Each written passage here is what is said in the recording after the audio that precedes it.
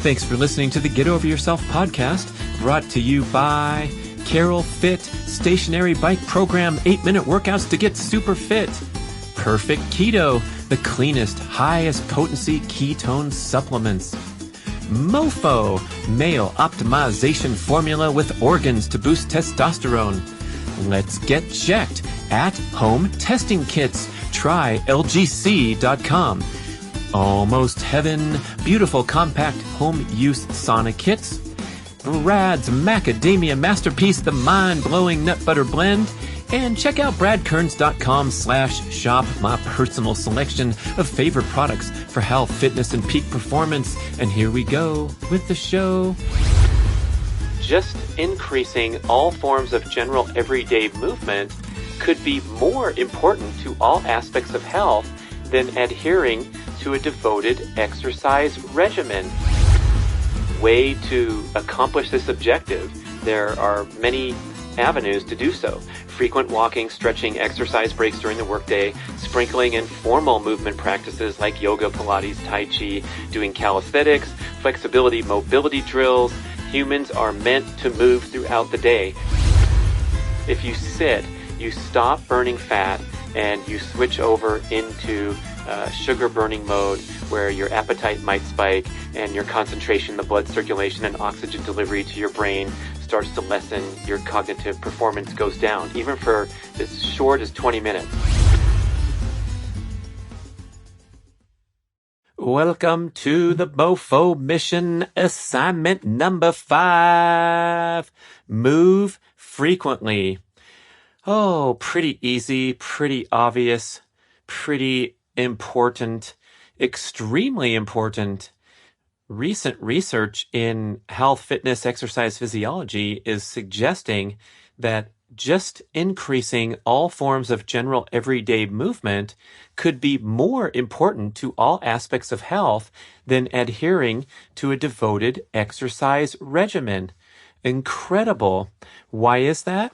Well, there's an assortment of reasons. One of them is the compensation theory of exercise / the total energy expenditure theory, relatedly.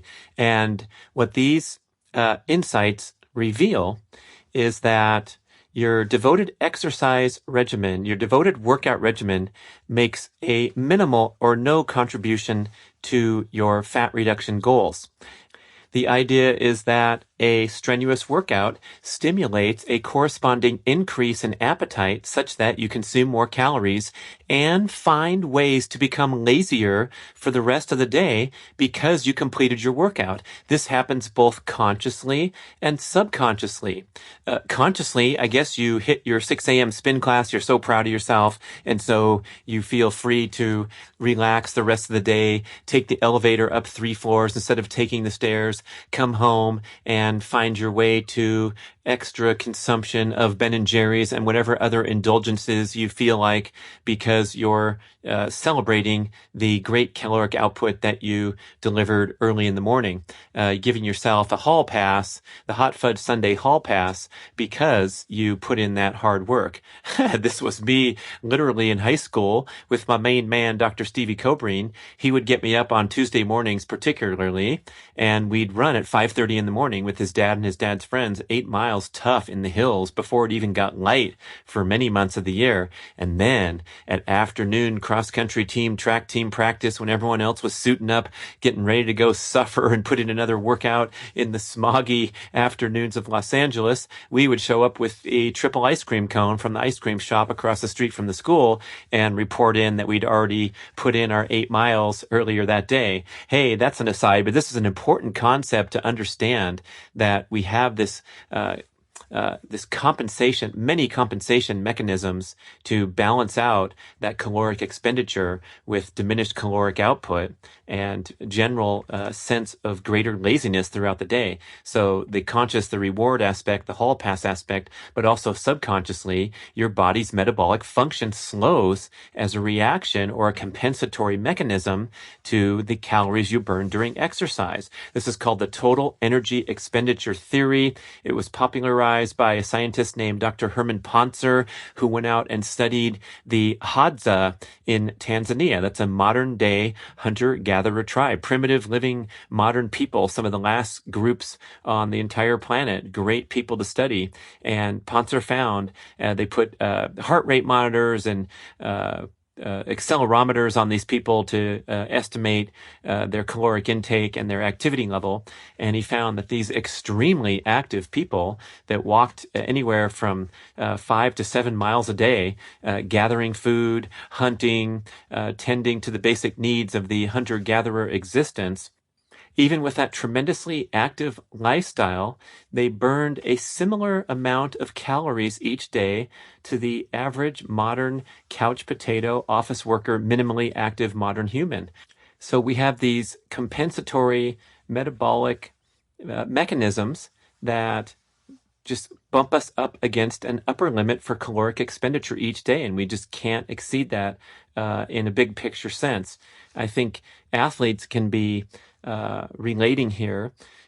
For example, when I was training for hours every day for triathlon, I burned very few calories at the other times of the day, and my metabolism was more efficient. So I burned fewer calories at rest rather than more calories, which is our flawed common layperson's notion that if you go and work out at the gym and you increase your metabolism, quote unquote, you're going to be burning more calories while you're sitting at your desk. In fact, the opposite can be true, especially if you're immersed into chronic exercise patterns where you're overdoing it and the body is struggling to recover. It's going to slow down and make you feel more sluggish. Maybe your thermal output is a little lower, right? Your body temperature is a little lower.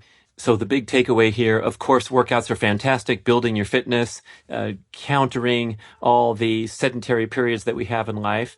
But in general, the obligation to just move more throughout the day is more aligned with our genetic expectations for health, as opposed to blasting ourselves with an incredible CrossFit workout for 47 minutes in the morning and then getting on the subway and commuting to your office job, commuting home and sitting on the couch and eating a lot of food as a compensatory response also, and engaging in more sedentary leisure time. So the obligation to get up and move around more each day is what being human is all about. And we have so many health consequences of sitting.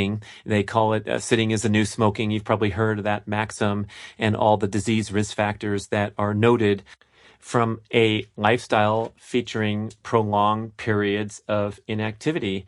There's something called the active couch potato syndrome, where they actually have studied this and taken a group of devoted fitness enthusiasts, people who get to the gym or get out on the road on a daily basis and put in many hours of devoted exercise every week, and otherwise have sedentary lifestyle patterns. So they might be knowledge workers working in an office, living modern life with all the conveniences and luxuries besides the calories they're burning during workouts. They compared those to people who live sedentary lifestyles and showed that they have similar risk factors in the blood tests, whatever, as a sedentary population because of the many, many hours that they accumulate with inactivity. So, my goodness, you have a week that has 168 hours. Even if you're working out an hour every single day, that's only 7 hours. What are you doing with the other 161? Of course, you should be sleeping for a good chunk of that, but the rest of the time, that's what we're going to attack with this MOFO mission number 5. So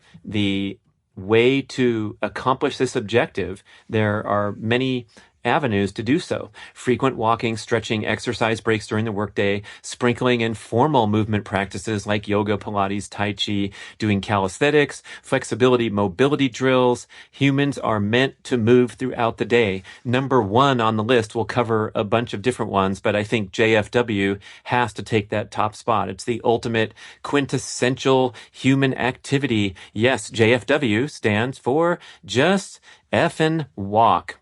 And today we have to orchestrate ways to walk in obligatory fashion, right? So instead of parking up close when you go to the big box store, why don't you turn the other direction, park in the furthest spot available, and as a rule, every time you go shopping or go to a parking area, park far away and make that one of your ways that you walk more every day. Take the elevator instead of the stairs. Oh, what? You're on the 27th floor? That's too many stairs? Get off on the 20th. You might make some new friends, who knows, and walk up 7 floors or 5 floors or walk down 3 floors and then get on the elevator.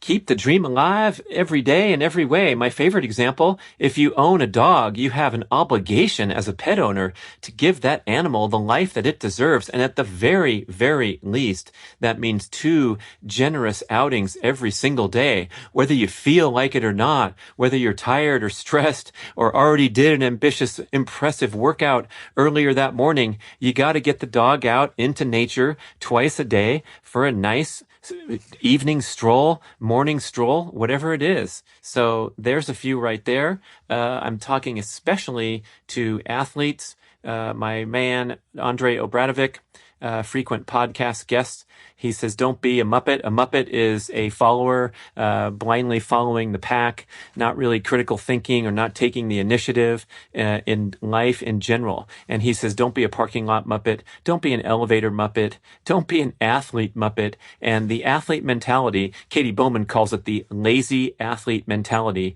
whereby the athletic population can tend to be some of the least active in society because we give ourselves these wonderful hall passes. I'm calling out myself back in the day when I was training hard on the triathlon circuit, and I had a routine of getting in the car and driving to get my mail at the mailbox every day. And it was 0.6 of a mile away. It was rural delivery. I lived in cool California, so it wasn't coming straight to the house. But can you imagine getting in the car and driving to pick up the mail on a day when I'd ridden my bicycle 82 miles in the mountains or what have you, but I couldn't get on my mountain bike and ride that quick trip over to the mailbox with a backpack and put the mail in, or walk there as a relaxing evening routine with the dog or something? Nope, because I'd already put in so much work that it just didn't even cross my mind. I was too lazy to take that short walk. So the athletes especially, and I've found this to be a huge improvement in recovery from my high intensity sprint workouts, when I make a point to be more active rather than less active in the 24 to 36 hours after a high intensity workout.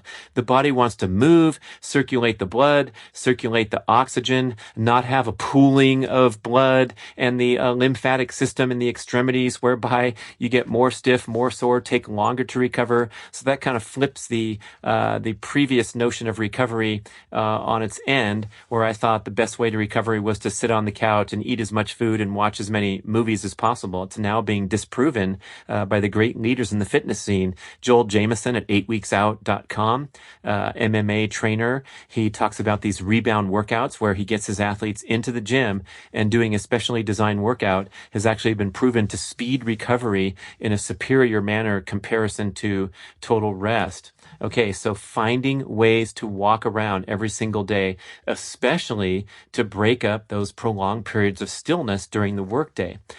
Studies have revealed that being still, sitting for as little as 20 minutes, will deliver a measurable reduction in glucose tolerance and an increase in insulin resistance. In other words, if you sit, you stop burning fat and you switch over into sugar burning mode, where your appetite might spike and your concentration, the blood circulation and oxygen delivery to your brain starts to lessen, your cognitive performance goes down, even for as short as 20 minutes. So if you can just get up and move for a minute or 30 seconds, if you will, doing a set of deep squats in your cubicle, the micro workouts that we're going to talk about on the MOFO Mission number 6 to hit it hard. These can go a long way throughout the day to guard against all these problems with sedentary existence and periods of stillness. Dude Spillings, my podcast guest, set a goal for himself during COVID since he wasn't able to get to the gym. And so he put up a challenge where he set an alarm on his computer to go off on the hour. He has a office knowledge job looking at the screen all day. And on the hour, he told himself that he would get up and do 30 push-ups. Yeah, that's right. Guess what happens in an 8-hour workday? 240 push-ups every single day. So instead of the rest of the pack, the Muppets who were complaining that their gym's closed and that's why they got fat and out of shape, dude had a dramatic improvement in his fitness during the quarantine period just from getting up and doing one set of push-ups. And what's the big deal? It's not like it's going to exhaust you to do a workout that lasts for less than a minute. So these brief bursts of intensity or brief bursts of movement, even if it's just getting up, walking down one flight of stairs, going and getting a post-it note on a different floor, coming back up to your office area, or if you're working in a home environment, there's so many things you can do. Go out in the backyard. I have the slack line put up there, so I'll take a 5-minute challenge where I'm working on balance and proprioception, completely different from what I'm doing while I'm typing on the screen, and it's a wonderful balance. So those work breaks, super, super important. So we've talked about number one in so many different ways, getting the dog out there, JFW all day long. Number two will encompass a broad selection of complementary movement options and modalities. So you have your flexibility, mobility drills, like I have on my morning routine. You can watch that on YouTube, Brad Kern's Morning Routine or Brad Kern's Morning Dynamic Stretching. I have 2 different ones set up there, and this has been an amazing centerpiece of my life with a great streak going, doing this every single morning consecutively for almost 4 years running now.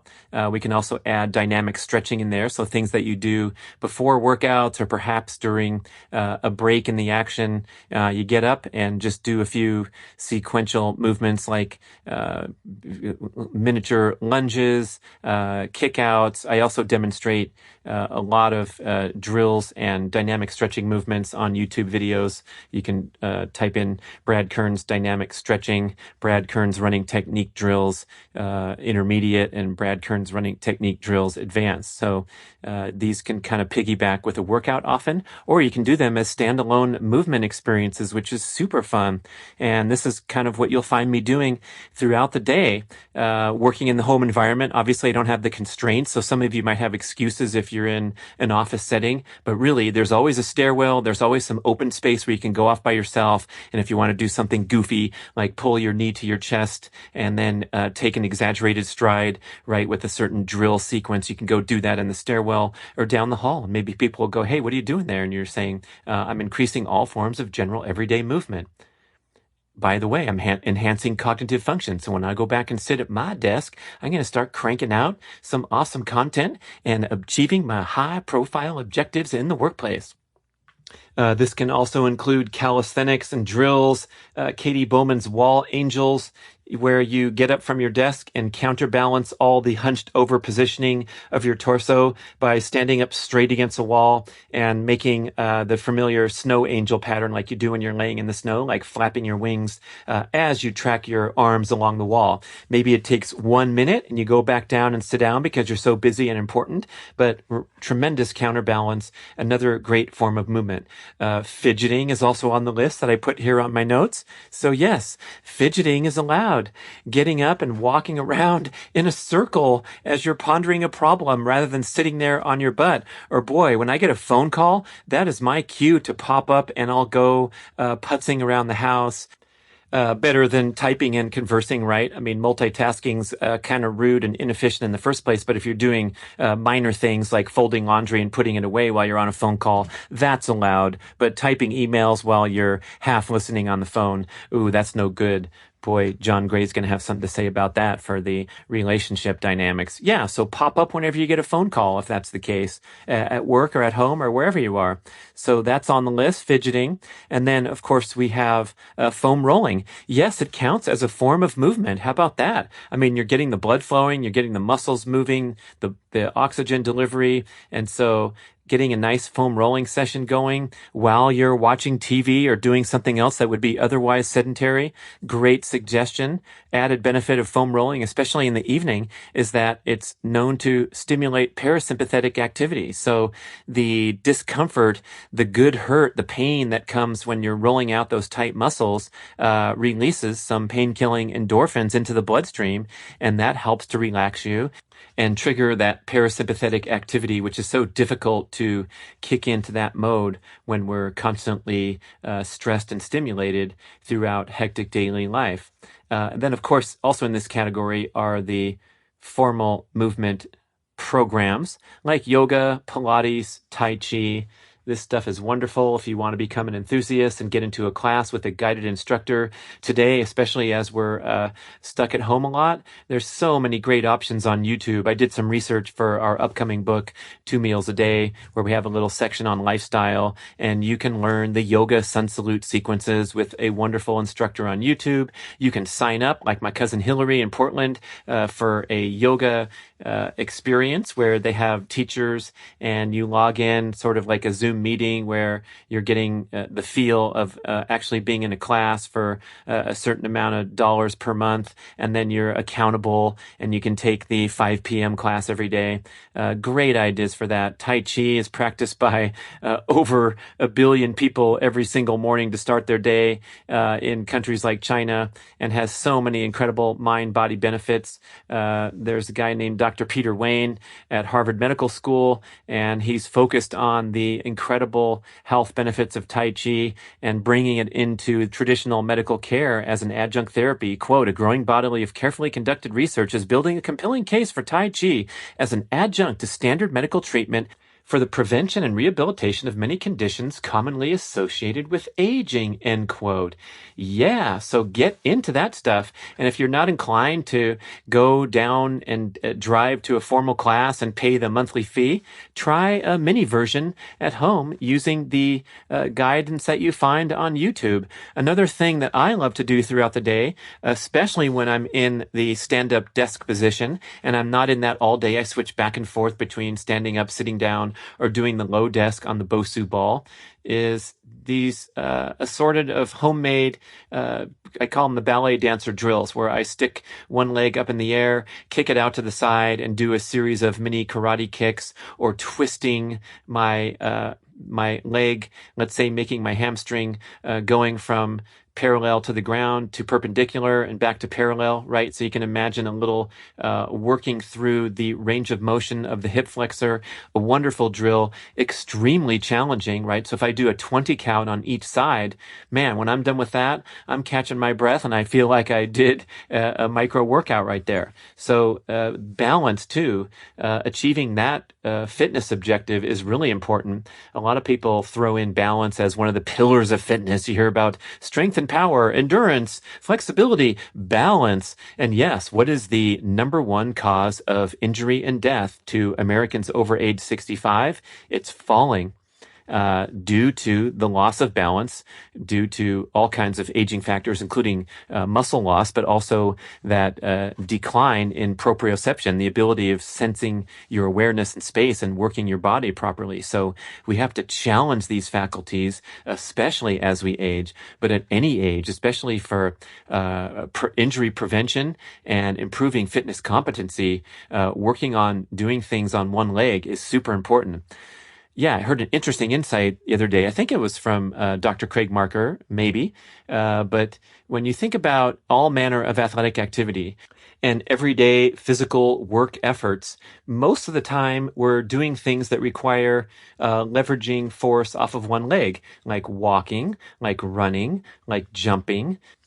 Climbing stairs, climbing a ladder, climbing a tree, you get the idea. But with the upper body, a lot of the physical work efforts that we're doing use both arms. So when you're lifting something up or pushing or pulling, things like that. And so the rationale is in the weight room, you can emphasize two-armed movements for upper body work, such as using a barbell, of course, is the obvious example. But with the lower body, when we're usually pushing the leg press or doing the squats or doing the deadlift with both legs, there's a huge plug for introducing things where you're working on balancing off of one leg. And this has been a wonderful addition to my fitness regimen, and my morning flexibility mobility regimen is to do these elevated leg Bulgarian split squats. So you put one leg up on an elevated platform and you lower down and do a squat, or you could call it a lunge, onto one leg. And I'm used to, throwing a heavy bar on the back to do squats with two legs. But with these, you don't even need weight. It's so difficult and challenging. And you're noticing when my knee is wobbling as I lower down onto one leg, the lack of balance and a stable platform, because I haven't done these challenging exercises before. And then if you extrapolate that into wanting to jump high, let's say taking off on your left foot to try to get over the high jump bar, if I can't give a stable platform to provide leverage when I'm taking off in the air, that's going to dramatically decrease my performance capabilities. And so working on the one leg drills is fantastic. And you can do these right in the middle of the day when you're at your stand-up environment at the work desk or any time. Stephen Rader, he's got some great content on his website. You can Google him, working hard in the advanced age groups to do all manner of body weight exercises. He's written a free PDF that you can get to learn about this stuff. But he has this challenge called the hover squat, where you just lift one leg off the ground and lower down and try to do a squat over the leg that's stable on the ground. And man, if you think you're fit, try to do 10 or 15 of those, and it will rock your world. So go visit formiseverything.com and you will see the work of Steve Rader and download the free ebook called Form is Everything. Yeah. Okay. So plenty of ideas floating around. It's all up to you to figure something out to do and keep moving. Dynamic workplace would be the next on the list. And we've talked about some of that a little bit with all the ideas with the complementary movement activities, but especially see if you can find a way to rig up a stand-up desk environment if you spend a lot of time at your desk. So many health benefits to getting up out of the chair where you are messing up an assortment of your musculature. You're putting your glutes into a prolonged stretch, weakening them accordingly. You're compressing your hip flexors and your hamstrings, shortening them and making them less resilient when it's time to go out there and exercise. So standing up, getting some weight on your skeleton again, lots of benefits to the muscle groups too, to be weight bearing. And then I think it gives you a better chance to fidget and move around a little bit. I have one of those balance discs where you can stand on this round wooden device, and then there's a small island in the middle. And so you can try to stand perfectly straight, or you can dip backwards and stretch your calves. So that's another fun thing that I do when I have the stand-up desk experience. But as Katie Bowman says, going from sitting to standing in one place all day is no better, because you're still having these prolonged periods of stillness. The only difference is you'll be sore because you stood up all day instead of sitting in a chair. So I make a concerted effort to switch back and forth between different work desk experiences. So I have the stand-up desk. I have a proper chair and table to sit down on. I learned from Esther Goclay, author of the fantastic book, 8 Steps to a Pain-Free Back, where you learn all about proper human posture, ancestral inspired, and how to counterbalance all the reasons that we suffer from chronic back pain like nothing else. Founder of the Goclay Institute as well, Gokhale. You can find her and all her great work. But I learned from her that I want to sit on the edge of the chair with a straight and elongated spine, rather than sinking into a chair and allowing the lower back to kind of sag and put pressure on your spine in an unnatural manner. So sitting properly in a chair, standing up again, and then also using the Bosu ball, the half spear, and you can sit on that and then put your laptop on a low desk environment, like a low table. And oh my gosh, that's a nice little trifecta to keep me honest, keep me moving and changing throughout the day. So variation is the key, according to movement nutrition expert Katie Bowman. Hit her website too to learn all about the world world of nutritious movement.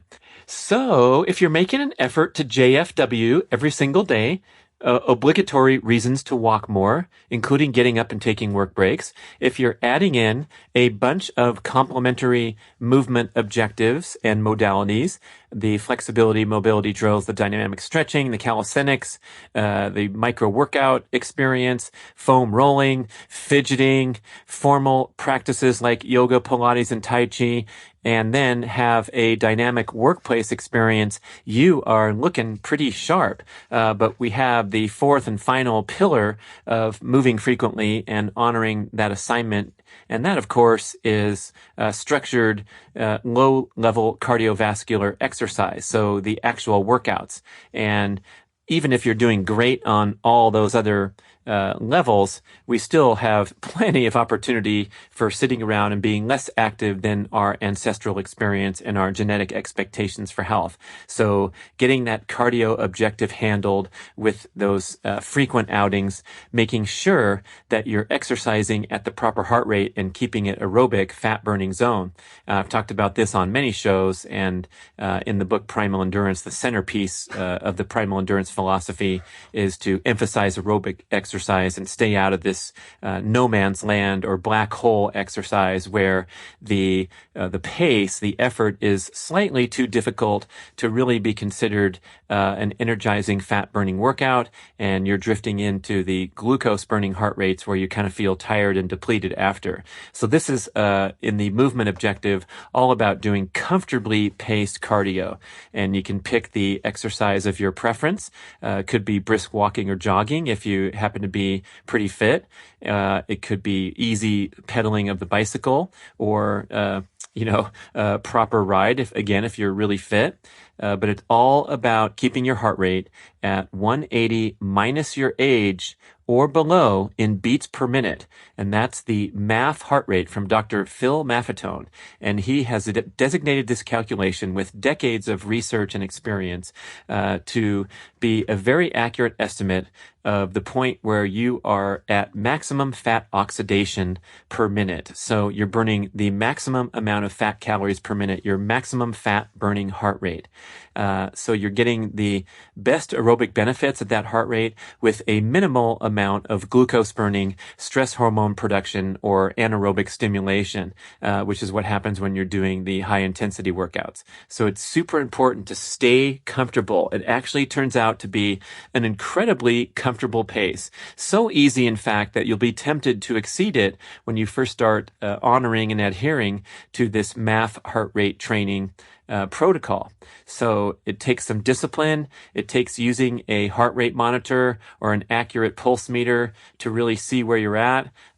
Do that mathematical calculation, 180 minus your age. Oh my goodness, I'm 55 now. So my maximum aerobic heart rate, my MAF heart rate is 125. And if I'm jogging along in the forest with my dog and having fun, and I hear that beeper alarm go off because I've going up a slight hill or doing something that's kicking me into the upper limit of my fat oxidation potential, that's when I want to slow down, take it easy, maybe walk for a beat as I'm going up a hill or doing whatever it takes. If you're biking, you're going to have to shift into an easier gear and just take your time and build that aerobic system comfortably. And this will produce all manner of health benefits, especially enhancing your fat burning around the clock. So if you train your body to burn fat effectively during workouts, this carries over into your metabolic function for many, many hours afterward.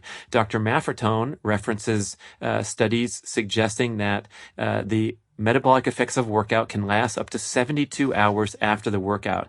So if you're burning fat while you're walking, burning fat while you're doing these miniature little activities, and then doing the proper workouts at the proper heart rate, you will be a fat burning beast, and you will also optimize your hormone function as opposed to drifting above that MAF heart rate. So you're doing workouts that are quote unquote kinda hard. As Ironman legend Dave Scott says, when you're constantly doing that, you are suppressing your testosterone production in favor of a spike in the prominent stress hormone cortisol.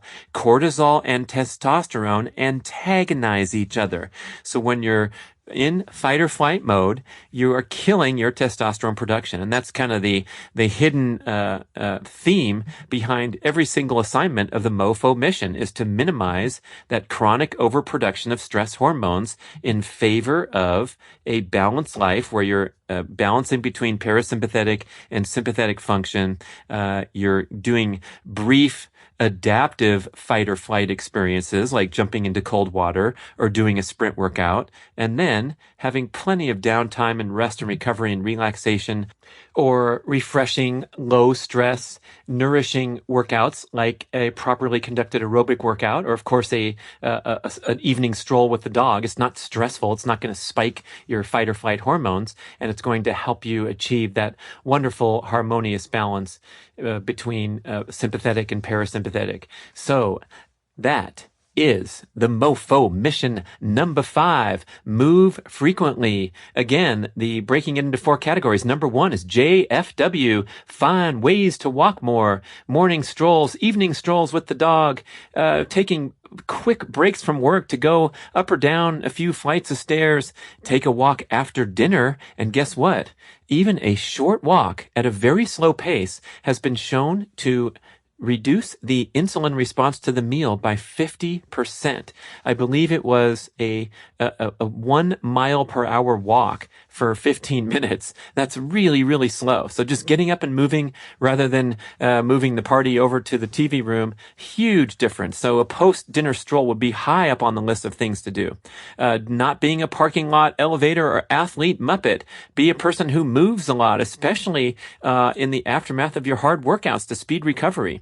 So that was the JFW. Number 2 is the complementary movement modalities: flexibility, mobility, drills, dynamic stretches, calisthenics, foam rolling, fidgeting around, and formal practices like yoga, Pilates, and Tai Chi. Number 3 would be a dynamic workplace environment, getting a stand-up option going, and then switching and creating a lot of variation, standing up, sitting down, perhaps rigging up a low desk opportunity as well. And then finally, number 4 is getting in your proper cardio sessions, making sure that your heart rate is 180 minus your age or below in beats per minute for the duration of the cardiovascular workout. Thanks for listening. Thanks for carrying out this important mission and for spreading the word. Maybe you can share this podcast with somebody and say, hey man, jump in here. I know it's number 5, but it's time to take on the MOFO mission. Of course, all the shows are published and archived for eternity, so we can start and carry on. We got 5 more to go. Keep it with me. Keep going, people. Thank you, MOFOs. Peace out. Thank you for listening to the show. We would love your feedback at getoveryourselfpodcast@gmail.com. And we would also love if you could leave a rating and a review on iTunes or wherever you listen to podcasts. I know it's a hassle. You have to go to desktop iTunes, click on the tab that says ratings and reviews, and then click to rate the show anywhere from 5 to 5 stars. And it really helps spread the word so more people can find the show and get over themselves, because they need to. Thanks for doing it.